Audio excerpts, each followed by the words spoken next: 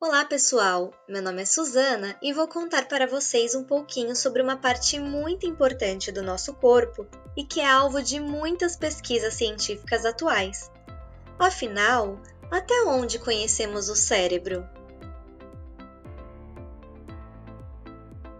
Dentro da nossa cabeça temos esse órgão que se chama cérebro e ainda é um grande mistério na ciência.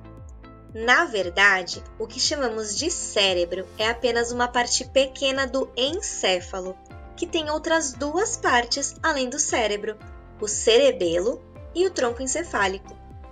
Esse órgão, o encéfalo, é constituído por muitas células chamadas células da glia e neurônios. Nosso encéfalo possui cerca de 86 bilhões desses neurônios. Isso mesmo! 86 seguido de 9 zeros. E cada um desses neurônios pode formar até 125 trilhões de conexões com outros amiguinhos dele, conexões que nós chamamos de sinapses. Esse número é muito maior do que a quantidade de segundos que uma pessoa pode viver. E essas conexões estão acontecendo o tempo todo, até quando você está dormindo. Então pensa só, se a gente considerar a quantidade de transmissão de informações em cada conexão entre os neurônios, imagina quantas combinações são feitas para se transformarem em ações como falar, cantar, correr e dançar.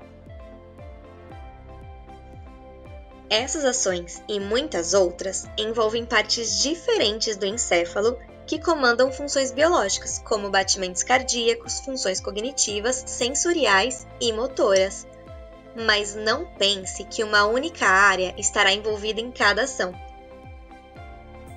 Uma ação tão importante como falar, por exemplo, envolve todo um funcionamento em conjunto de várias partes do encéfalo ao mesmo tempo.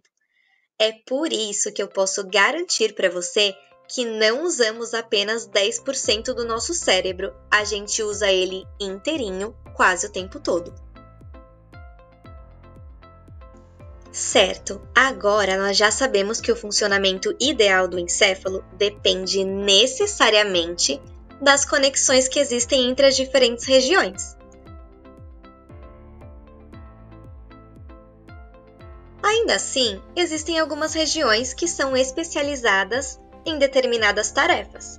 A gente pode pensar no cérebro como se fosse uma empresa dividida em diferentes setores. Esses setores, na verdade, são chamados lobos, que constituem o nosso cérebro. Temos 4 lobos principais: o occipital, o parietal, o temporal e o frontal.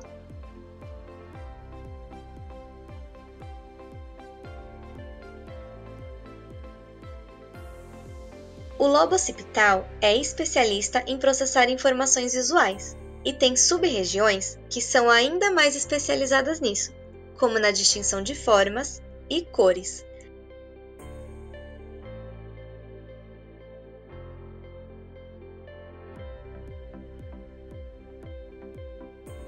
Já no nosso lobo temporal, muitas coisas complicadas estão acontecendo, como a formação de memórias e a percepção, o que nos ajuda a reconhecer objetos e como nos sentimos em relação a eles.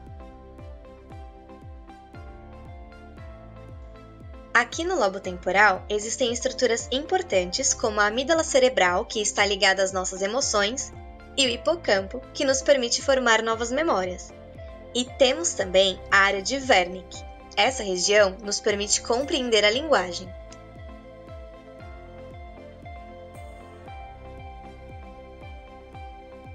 Já o lobo parietal está envolvido na nossa capacidade de pensamentos abstratos e processamento de informações vindas de outras partes do nosso corpo, como músculos, pele, olhos e ouvidos. Então, quando essas informações são reunidas, o lobo parietal nos permite ter noção do nosso próprio corpo e do ambiente ao nosso redor.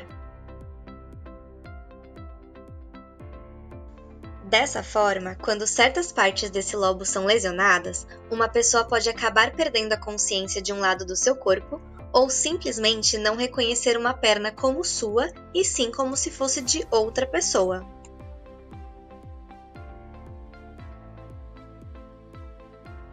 E o nosso quarto lobo é o lobo frontal. Essa região se destina às ações motoras, como mover os dedos das mãos, a fazer planejamentos e a manter informações acessíveis à nossa mente, o que chamamos de memória de trabalho, que são as coisas que você precisa se lembrar no dia a dia, como um número de telefone e o endereço da sua casa.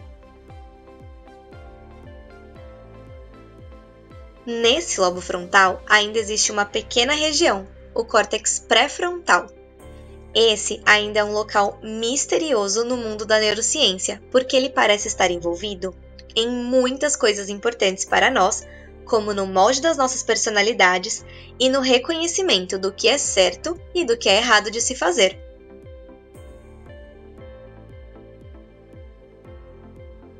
Assim, quando danos ocorrem nessa região, uma pessoa que tinha um determinado comportamento pode acabar desenvolvendo outro, como no caso do americano Phineas Gage.